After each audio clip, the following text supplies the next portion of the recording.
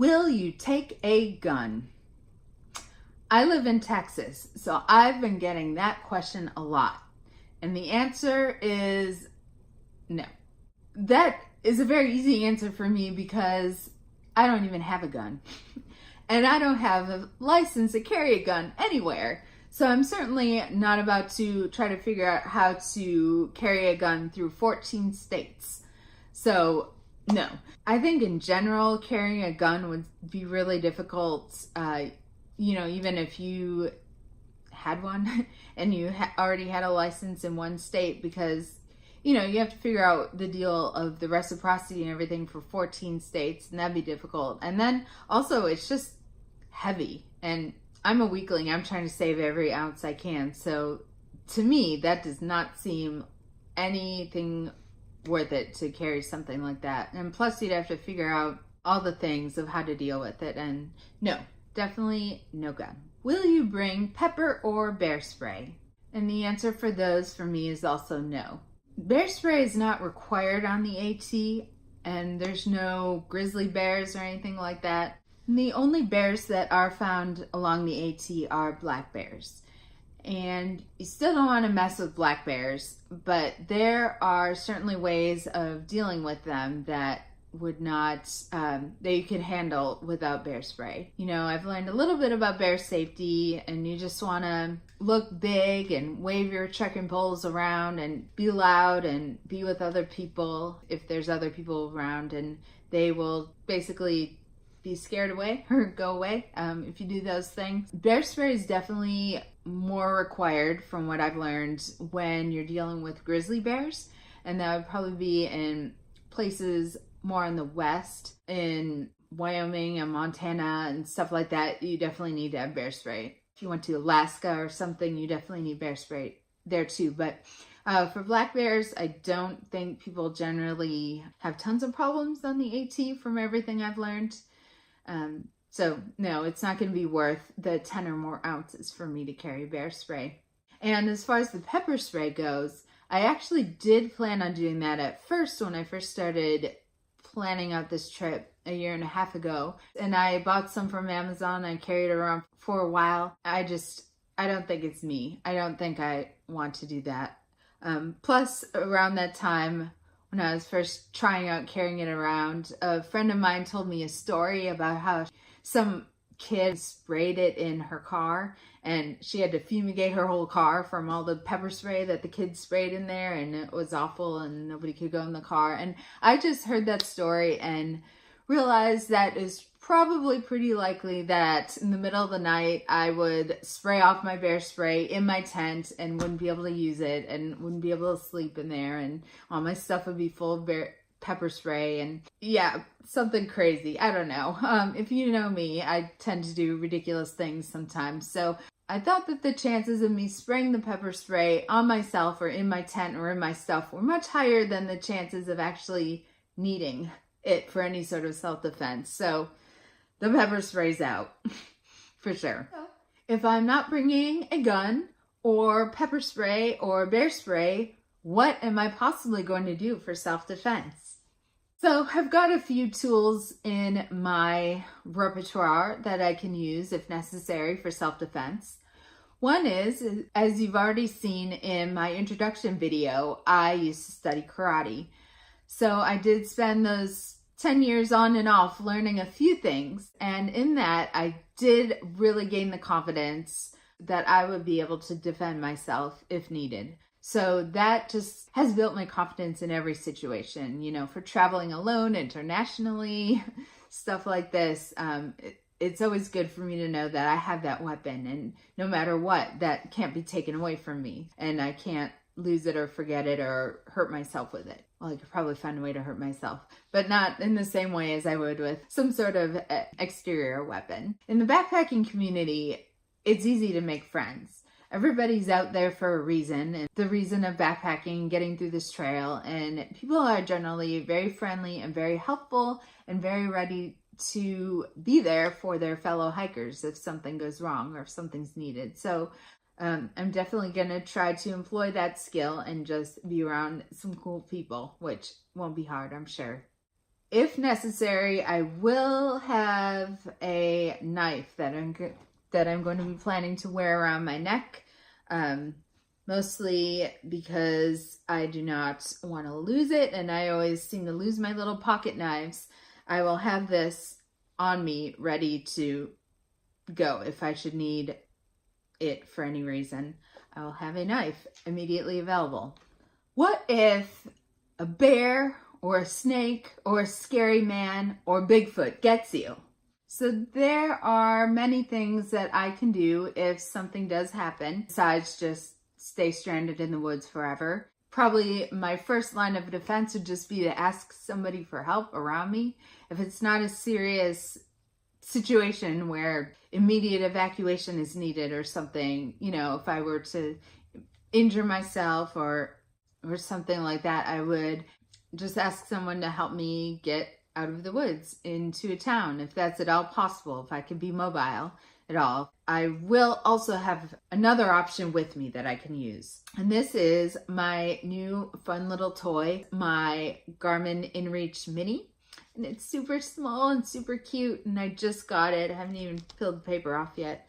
And this lovely little device will do several things. Number one, there's an SOS button on there that I can push if there should ever be the need for me to call for help. And this works without cell towers. This works based off satellite. So if it can get a satellite view of the sky, then it can call for help for me. And also my friends and family are going to be able to track me on this. There's a map that I can set up that they can just like push a button on the map and find where I am. And that's the only part I really have any experience in, is following a friend of mine on her own trips. She has one of these. It's not this exact model. It's actually an older one. But yeah, I've been able to follow her, which has been really cool. But I know that feature doesn't always work when there's a lot of clouds and stuff like that. So along the lines of safety, I sometimes get the question about what kind of first aid training have I had. Someday I would really, really like to take a wilderness first aid class. I have a friend that did this. I think it was like a week-long or 10-day-long class, and she is definitely the person I would want to have anywhere near me if anything were to happen in the woods. But I have not had any such class like that. I have had just regular first aid and regular CPR training, and I've had that several times actually for different childcare things that I've done. Every time you do something like that, they want you to get recertified. So I've had that bunch of times. I was thinking that I had a current certification, but it's actually been over 1.5 years or 2 years now, so I think it's run out. But yeah, I have a few ideas of what to do in certain situations, but that's about all the training I've had for that. What kind of food will you bring? So I've been backpacking on several trips before, so I do have a general kind of idea about what kind of foods I like to have with me. So I've compiled a little list of things that I typically carry that I will start off with continuing to carry because I know I like it. For breakfast, I like to carry instant breakfast, instant oatmeal, coffee, of course coffee, you cannot forget the coffee, and sometimes freeze-dried fruit to put in all that. Not in the coffee, but in the oatmeal and in the instant breakfast sometimes. For lunches, I like to have meat sticks, crackers, tortillas, turkey pepperoni pieces, and fresh cheese when it's cool enough out to have that without it going bad, and fruit strips or fruit snacks. For snacks, I like to have granola bars, fruit snacks, beef jerky. I prefer the non-preservative kind if possible. M&Ms if it's cool enough. Sometimes dried fruit. And pretty much the snacks can be interchangeable with the lunch items. I like to just sort of eat it all throughout the day. And then for dinners, I know that I like mashed potatoes or potato soup mix, rice sides, and ramen. And with that, I usually eat tuna packets or chicken packets. And I'd also like to add to these meals a few things that I've seen other people carrying, like avocados, peanut butter, fresh spinach, macaroni and cheese, and maybe other kinds of noodles. I'm gonna have to learn how to really cook noodles. That I've been taught and been told how to do that, but I've never really tried it myself yet. So that's the kind of food that I'm planning on carrying, but it's definitely gonna change all along the way. Like, I have these ideas right now, but you know, I don't know what I'm gonna start craving and what I'm gonna see somebody else doing that I want to do and stuff like that. So it's probably gonna change throughout the whole trip, but that's what I've got for now. On that food topic, will I carry all my food the whole way? I'm definitely going to resupply in towns. I think I'm gonna send a few boxes to myself, but most of the time I'm planning on stopping in grocery stores in towns and buying more food there. The thing is, I know what I like right now, but I'm pretty sure I'm not gonna like the same thing the whole time. So I'm definitely gonna do some resupply boxes, especially there's a handful of towns that I've learned don't have really good resupply options. So I'll probably do a few boxes there, and I actually have this huge tub full of backpacking food that I already have it, so it's free at this point. So I'm gonna put it in boxes and mail it to myself.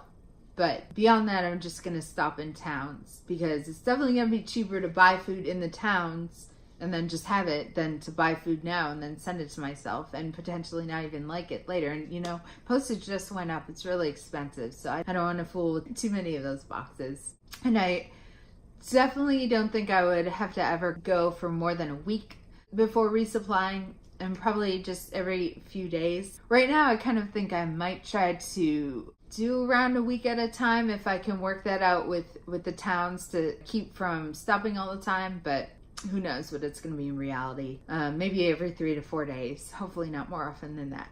No, I'm definitely not going to be carrying 6 months of food with me the whole way. What kind of shoes will you be wearing, and how often will you change them out? So I'm going to be wearing Ultra Trail Runners, and the model of Ultras that I have found that work the best for me right now anyway are the Superior model, which is actually the most minimalist model I think that they have. So here is one of the shoes that I've been wearing. They have been well worn through all the mud. They are so comfortable to me. It has been a game changer to me once I finally started wearing these really lightweight shoes. And also, they're a bigger size than I normally wear. I think I'm around size 8 right now, and these are size 9. And that's just perfect for me. I think because of doing the karate all those years, I've built up my muscles in my feet, and I'm most comfortable when I can have the most foot motion available. And it just, when I can't move my feet, it hurts. It really, really, really hurts. That's when the pain comes in. So it's much less pain wearing a shoe like this. But then again, I've only ever backpacked for 5 days at the longest. So I don't know how I'm going to be able to handle minimalist shoe like this over, 2,200 miles. So I imagine I might want to switch up to a model that has a bit more cushion or support or something like the Lone Peaks or the Temps, but I'm gonna just decide along the way. So I'm probably gonna change them out probably around every 500 miles, I'm guessing. I don't know. The shoes I have now, I have no clue how many miles I have on them. So I think just when they start to feel like they're breaking down, then I'm gonna order another pair. How will you handle the break-in period for the shoes? I've just started hiking, with these shoes, just like fresh out of the box, just started hiking, and it's great. It doesn't necessarily get better with break-in time or anything. Not leather, it's all canvas, it's all open. So I don't think the break-in period is any sort of problem for trail runners. So I think it would be kind of difficult for someone actually wearing hiking boots. I know you don't have to switch them out as often, but when you do, I don't know how that works when you gotta break them in. I guess you do lower miles for a while or something. So if you have any other questions that I have not covered in this video, please leave your question in the comments below. please hit that subscribe button. I would love if you'd subscribe to my channel, and then you won't miss anything that's coming up. So thanks for being here. Thank you for watching.